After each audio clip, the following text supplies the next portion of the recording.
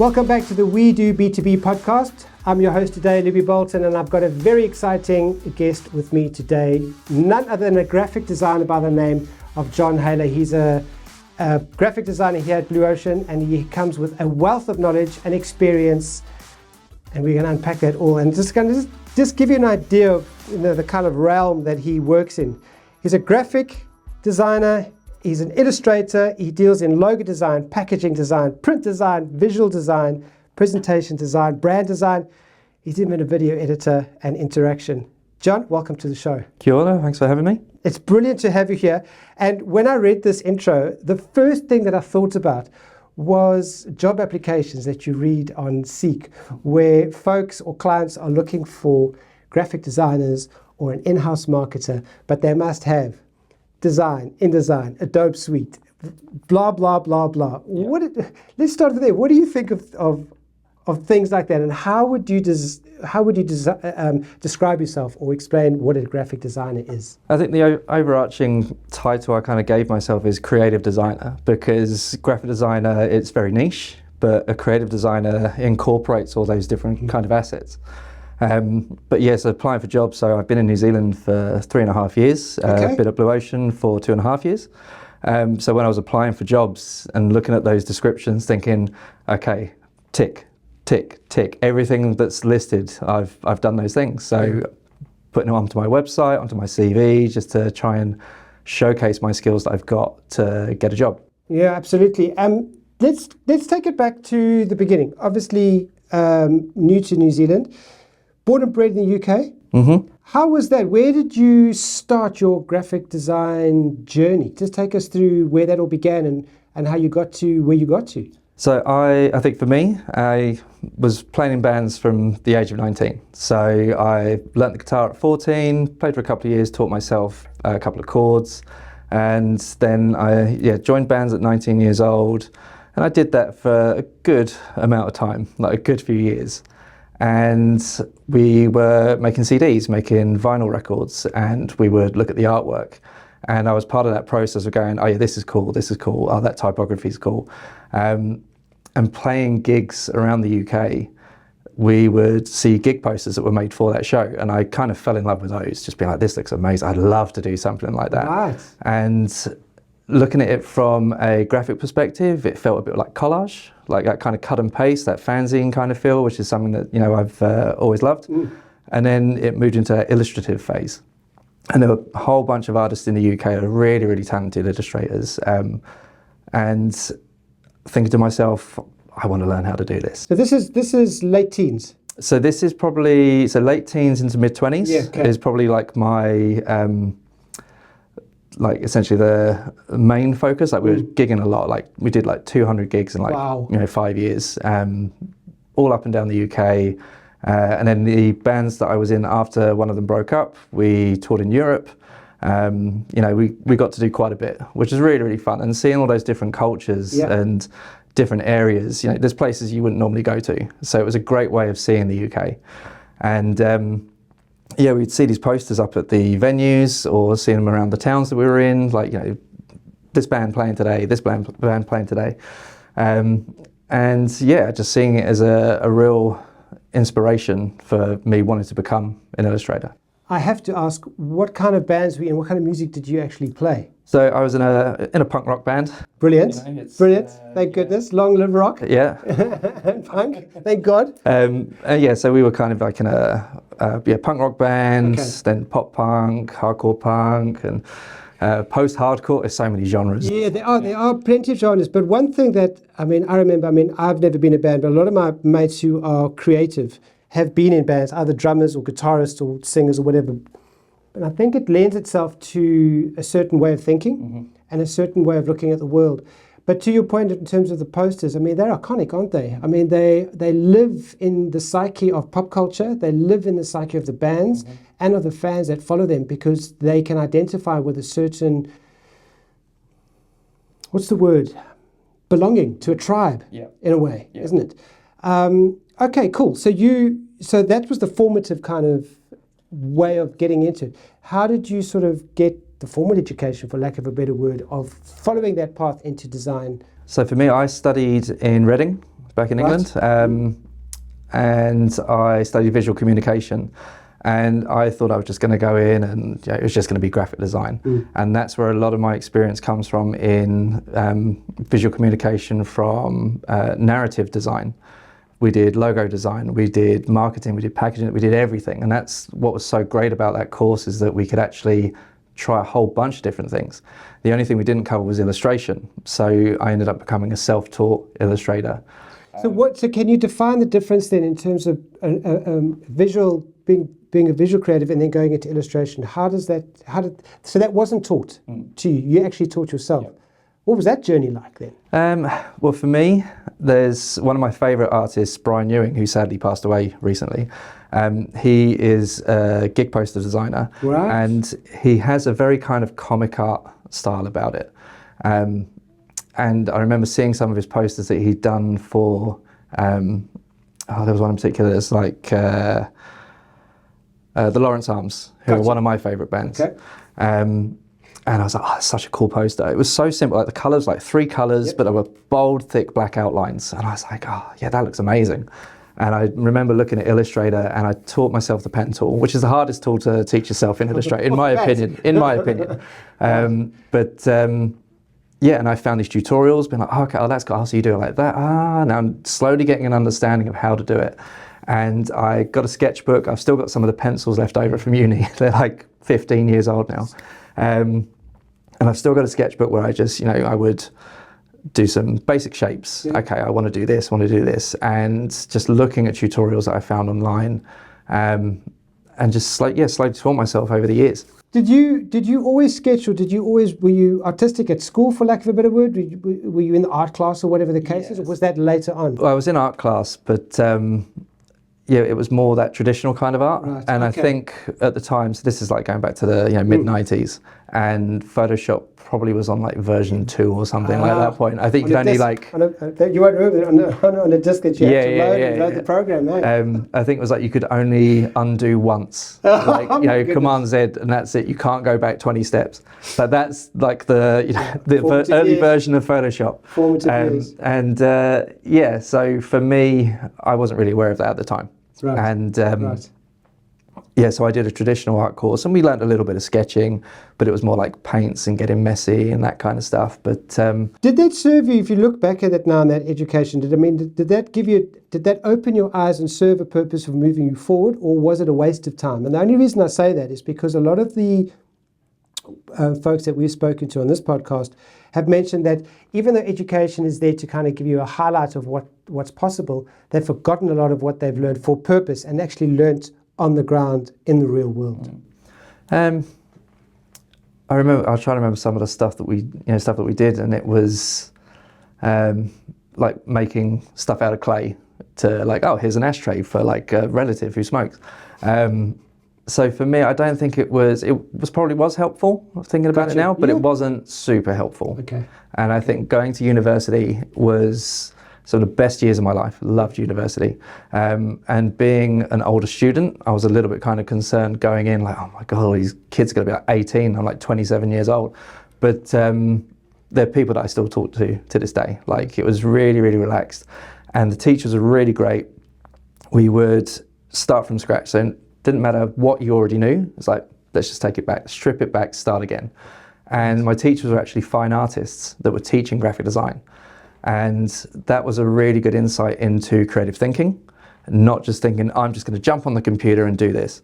And that was really, really good. And one of my lecturers, Claire, she is a printmaker. And with the gig poster side of things, I was like, I'm going to screen print my own gig posters. So I did. And she helped me learn that skill. And it's something that I carried on for years. Right. And unfortunately, moving to New Zealand, I couldn't bring all my printmaking stuff. Right. So I've got to buy it again, but I want to get back into it because I loved it so much. So let's talk about that move then. I mean, you don't have to get into specifics, but what was the reason for broadening your horizons, for lack of, or coming down to a little island in the South Pacific? So my partner is from New Zealand originally. Gotcha. And we had a little girl about 3 years ago, just over 3 years ago. Yeah. So yeah, she's flourishing here, and New Zealand is just such a great place for her to grow up. Like, it's a bit more chilled, a bit more laid back. but she's getting lots of stuff from England from her nana and granddad, so she's well looked after on that front. But so we moved over. We've been here about 3.5 years now, so made that switch. How's that going though? Because culturally, that must be quite a mind shift and a career shift in terms of how UK does things and then New Zealand does things. I've certainly found that. Immigrating from South Africa, how that cultural fit, and it makes sense. But how have you found it, and what have you found has been the biggest hurdles and the biggest or the easiest part of it? I tend to find Kiwis, South Africans, and the British are quite similar. Yep. And I think some of the things that I find is that it's such a cultural place. Like you've got your native Kiwis, you've got your Brits. You've got people on your OE, say South Africans, there's Americans, Canadians, such a plethora of different cultures. I think for my partner, she probably misses the shopping side of things and being able to order stuff really easily. Yeah. And being down in the South Pacific, like so far down in the world. It's far away. So, we talk to my parents every couple of weeks, and they get to see my daughter grow up from a distance, but it's great that we've got all this technology around. Sure. We can actually do that. I remember my aunt lived in Germany for a year when I was about 13 years old, and we would get a cassette tape, record just us chatting for like an hour, and then we'd send it to her and she'd send it back. And you think how far technology's come. How far it's come. Being in New Zealand is great. It really is great. We got the beach on our doorstep. 100%. The just way that it's so relaxed. Yeah, you can't fault it. Absolutely. I mean, I say the same thing. It's clean, things work, and it's just a great place to bring up, little ones. I absolutely agree with you. How have you found moving into the B2B space here at Blue Ocean in terms of working with clients in that B2B space and using your design skills from a very kind of different background where you're talking about, the music scene and it being quite... very creative and open to whatever your heart desires, to maybe coming into a more corporate, more kind of paint within the lines scenario? Yeah, it's been a bit of a difference from my previous job back in England. Mm-hmm. So I worked in a college in the UK, where I actually taught. So I'm a fully qualified teacher.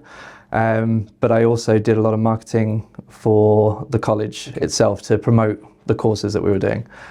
So I was kind of between. That was your dab into actually getting. Yeah. But that was more B2C though, because we view the students as customers, which is a horrible way to view them. But unfortunately, that's how it worked in England. So it's a little bit different. Some skills obviously are very transferable, but when you're starting to focus us down a little bit more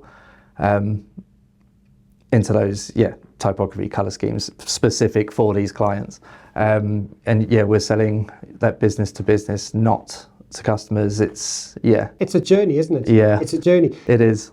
Let me ask you this question then: when does a B2B client engage a graphic designer? Because where do you sit, if you look at the hierarchy of things, if not necessarily that's a hierarchy, you obviously have a salesperson who's got a client who come in, the marketing has helped with that, and the clients come on board, and then they've engaged the creative services within an agency to the marketing team, and does the marketing team approach you, or do you have a direct relationship with the client? So where do you sit and when do you actually engage with the client? I mean, it varies per client. There's some clients that we have where I am in contact with someone specific from that company, and there are other clients where they might be briefed through a member of our marketing team here.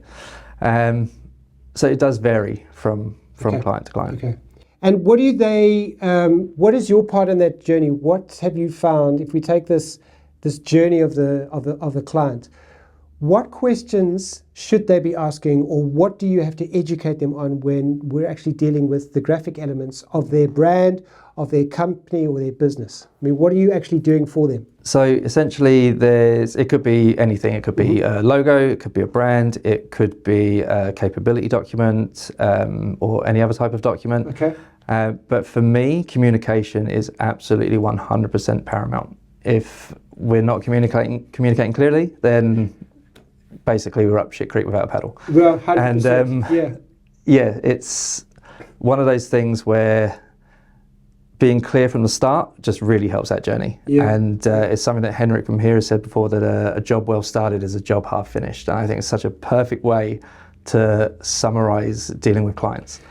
So what have you found your hurdles? Because obviously when you're dealing with B2B, people are not necessarily thinking about, you know, color schemes or logos or et cetera, et cetera. How do you handle that? How do you navigate that journey with the client and bring them along with you on the journey? Is it by asking them specific questions, or are you getting a brief from them and going, okay, cool, this is what you've given me. I'm going to ask you back what you've given me, so we're crystal clear on where to start? The best thing that I find is jumping on a call with the client and just being like, okay, so actual communication, actually talking to someone. So whether it's Teams or whether it's on the phone, in person is always better. But asking them a specific set of questions. Okay, so what are the goals of your brand? So if we're doing a brand, for example, what are the goals of your brand?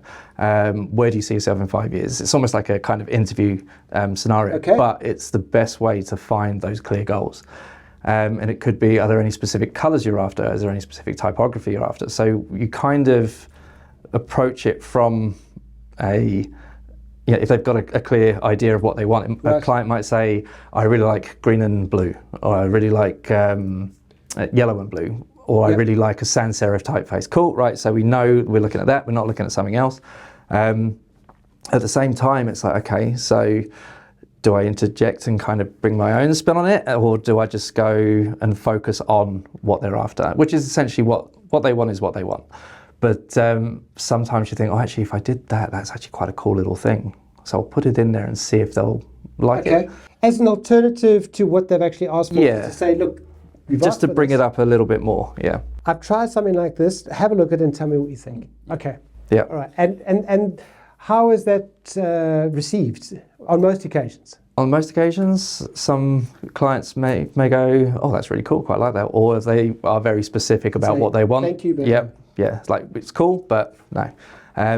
But then it's another idea that could be used for a future client.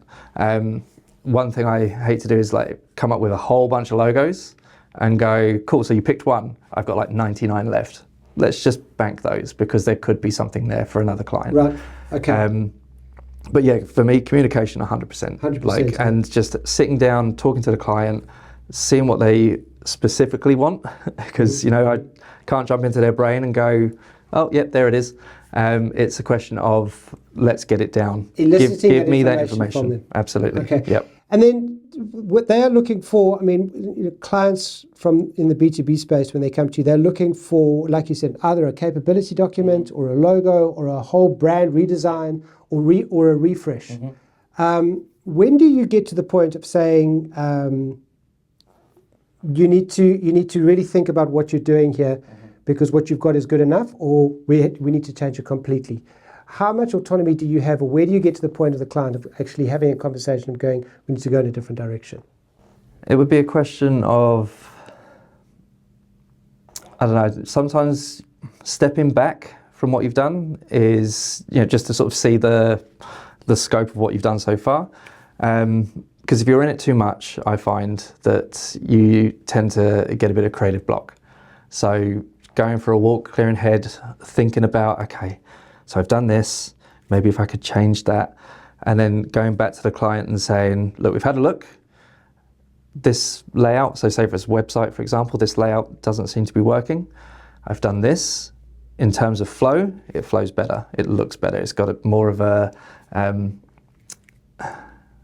rhythm to it. Yeah, more of a rhythm to the actual website. Yeah. But I'm always happy to talk to the client and say, yep, I like it, but I feel that we could do a little bit more. It's so interesting you say that, because they talk about sometimes I feel the word creativity is bandied about too easily. I'm a creative. Yeah. Everyone's creative. Yeah. Absolutely. But I do find, especially with the video work that I do, and the podcasting, and when I'm editing other brand videos or corporate videos for clients, sometimes you actually have to step away because you get so into it that you can't see the wood for the trees. And that is something that I think sometimes a client needs to appreciate, where you actually do need to go for a walk, or actually leave it for a couple of days, maybe even a week, for you to almost forget about it and then come back to it, look at it again and go, yep, this is spot on. I'm still very happy with this. Or no, we can change it up. So I think that's a very important part of that customer journey and that customer relationship, because it is about relationship, and it's building that trust between an expert in the field of you knowing what you're doing, and they having, well, obviously they want to make money and run a business, but it's that relationship that is key. I have to bring up sort of the elephant in the room, because I know this is, it's so interesting listening to the conversation around the water cooler, so to speak, and the office, is Canva and the democratization of creativity and the use of that. Let's not open a can of worms, or let's open a can of worms. Canva is a very useful tool, and it's a great tool. It is, but I've got a love-hate relationship with Canva. It's really useful for collaboration, which I know Adobe has introduced through software like InDesign. So I can export a PDF, send a link to, send a link to one of the clients, say, please put some comments on, and I can see those updates come in, like they're live essentially. Cool, all right, so this thing's changing. Change it, update the link, done, and it was just a constant thing. Canva's a little bit different, because I could give you the login or share something with you, and we could work on that document together. So collaboration is really good for Canva. I think there's a few little things they need to work out. So like if I'm trying to bold one word in a text box, bolds the whole thing. Really annoys me, because I'm like, I just want this one word. Why can't I do the whole thing? 100%. It's ridiculous. So where do you see, I mean, like Canva is like you say, the Canva is a great tool for collaboration, and you can get a lot done, and it's cross, the various platforms, etc., but it has its limitations. It does. Do you then take, how would it work with a client? Because Canva's not the be all and end all of something, but it's in our awareness. It's out there. When do you almost get to speak to a client and go, this needs to be done, I don't want to use the word professionally, but in another software? Or is a piece of software is a piece of software? Well, you could do it in Word, but I've had to design stuff in Word, and I hate... Oh, really? I didn't know you could do that. There's a few things I've had to design in Word, which I'm not really a fan of, because it's very, there's no layers. Yeah, sure. It is literally, put it in, okay, I've got to move that behind that. Oh, I've got to go to this menu. Where's that? And you're right-clicking, trying to find something, and just going, that's insane. Just take a deep breath, start again. Okay. So something that would have taken me a couple of hours in InDesign or in Canva, it's taken me like a couple of days to do Word. And this is like maybe a 10-page document. But essentially, it's good for the client likes to work that way, and they might be masters of Word, the champions of Word. But for me, design software is where it's at for me. John, I wanted to ask you about, through all your journey with learning design and being in it and having a love for it, how do you find, and I want to use the word pop culture, how does that influence your day-to-day thinking about logo design or design versus bringing that into a B2B space? Because I think it has a huge effect without people realizing absolutely that it seeps into the subconscious, doesn't it?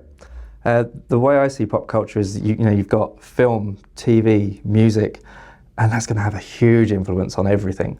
For pop culture is a huge influence on my work. So like TV shows that I watch, like you can see color schemes, you can see typography that's creeping into everything. Yeah, and how it changes over time. Yeah. The thing I find as well is that you could have something that's influenced at the time of pop culture.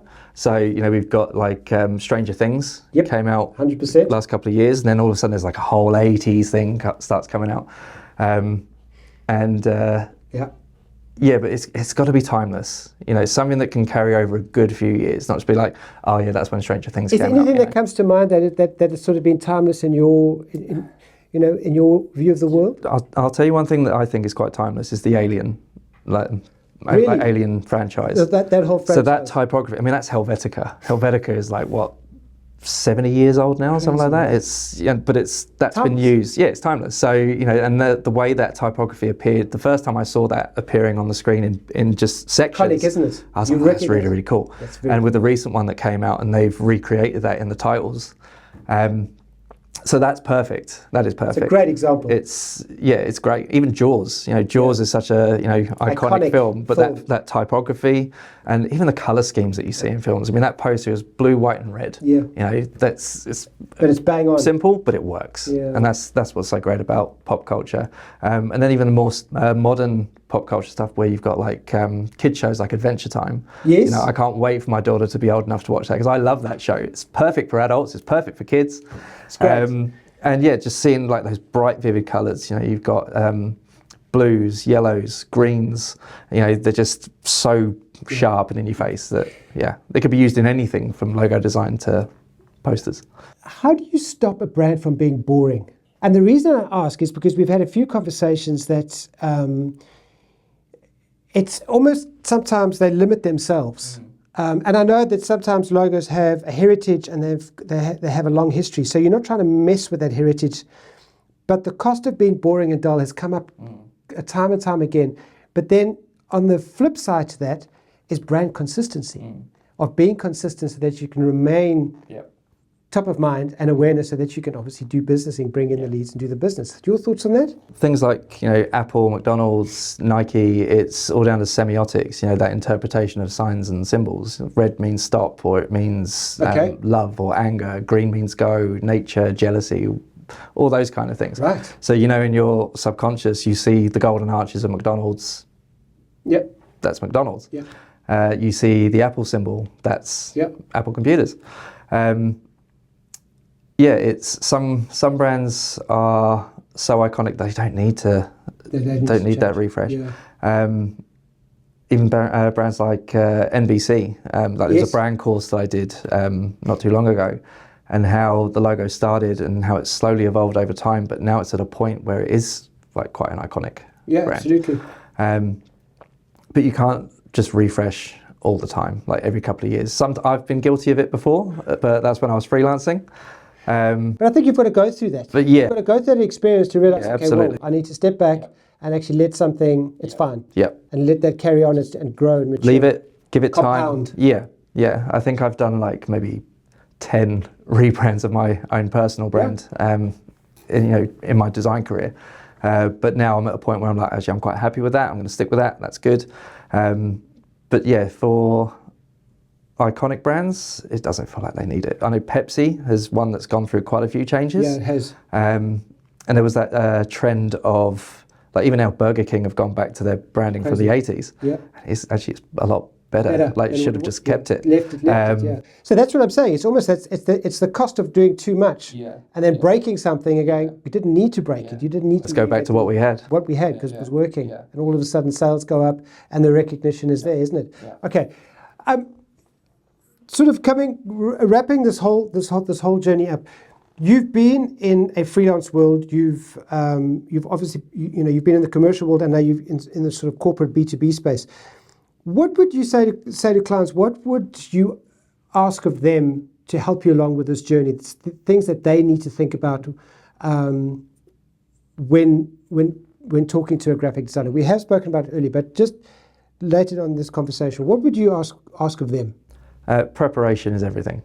So and what does that look like, John? What would that look like? Ideally, not a PNG logo. Or PNG logo in a vector file doesn't make it a vector file. So things like that. Just making sure that the right file types are being sent to work with. Any imagery that's being sent through, is it a decent resolution? Yeah, absolutely. And communication. Always back to communication. Just having the right files ready for the designer to work with. Brand guidelines are always helpful. So if there's already pre-existing brand guidelines there, so making sure we're using the right typography, using the right color scheme in the right workspace at RGB or CMYK, it makes the designer's life a hell of a lot easier. But one of my real bugbears is images in a Word document. This is I hate it. Can't stand it. So you've heard that. No images in a Word No document. images in a Word document because it is just going to be really poor quality. Okay. But yeah, it's just those little things, those little bugbears, and every designer has them.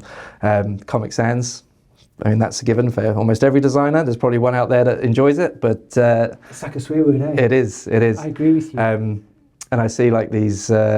There's a page I follow on Instagram that is all design memes essentially, Right. and it just every time I see one, I'm like, yes, that's happened to me.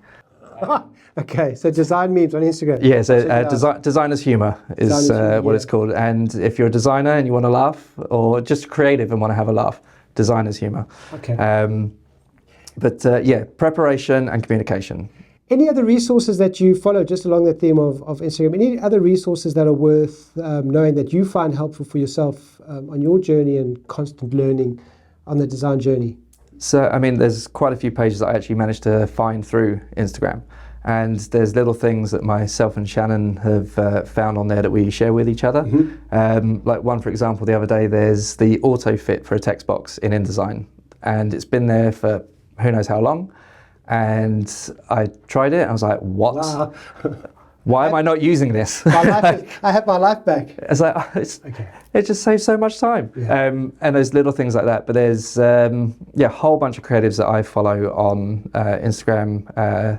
One in particular I found really useful is a guy called Made by James. He's a brand and logo designer, and he gives really good advice and free advice and just and little things. Instagram. That's on Instagram. Okay. And I've on his mailing list. I've got his book, and it's just really straight to the point, honest advice, and it's really, really useful. So not just digital, but also actually holding a book. I've still got my books from university. All of those things that I keep around me just to kind of be inspired and just to remind myself of certain traits or aspects. I love that. Design. I love that. The tactile feeling of that as well. Actually being able to turn the page and actually look at something non-digitally. Yeah, which is going back to when I was making album artwork, like holding it in your hand and looking at it, looking at the CD or looking at the vinyl or the little sheet that's on the inside and seeing the song lyrics and actually, those tangible things that you can hold and look at is, for me, that's, it's a good feeling as a creative. I hope you've got an LP collection that you can show your daughter. I do. Because they will not have a clue what we are talking about. She's like, what are CDs, Dad? Yeah. What? All right, last question. Mm-hmm. Anything that I haven't asked you in terms of design, your journey, or a special ask, or something that you'd like to tell the audience, or ask the audience that I haven't asked you, John? Trying something new creatively is probably just like a small good piece of advice I could probably offer. There's so many design tools out there, digital and traditional. Pick up a pencil, try out Canva. I know I feel a little bit dirty saying that, but there's one thing we didn't touch on though, and it's the proliferation of AI. How does that affect, we keep getting told, they're coming for your jobs, they're coming for your jobs.